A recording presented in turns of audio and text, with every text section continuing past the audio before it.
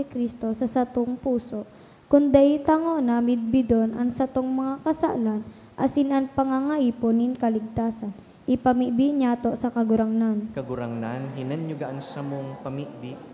Tanganing sa pagrumdom niyato naan pagbagong buhay, nagpupuon sa pag-uroyon, hagadon tan espiritu nin pakipagulian, urog na sa mga kapwa na satong nakulugan. Ti pamibi niyato sa kagurangnan. Kagurangnan, hinanyugaan sa mong pamibi. Tanganing an mga naghehelang, an mga dukha, asin an mga yaon, sa laylayan kan sosyedad, makamate kan pagkamot, pag anduyog, asin pagrangakan sa indang mga kanatad. Ipamibi niyato sa kagurangnan. Kagurangnan, hinanyugaan sa mong pamibi. Tanganing an mga gadan mag-ugma sa presensya kan Dios sa kahadean na sa iyang inandam para sa inda. Ipamibi niyato sa kagurangnan. Kagurangnan, hinanyugaan sa mong pamibi. Ining enot na Domingo kan Disyembre,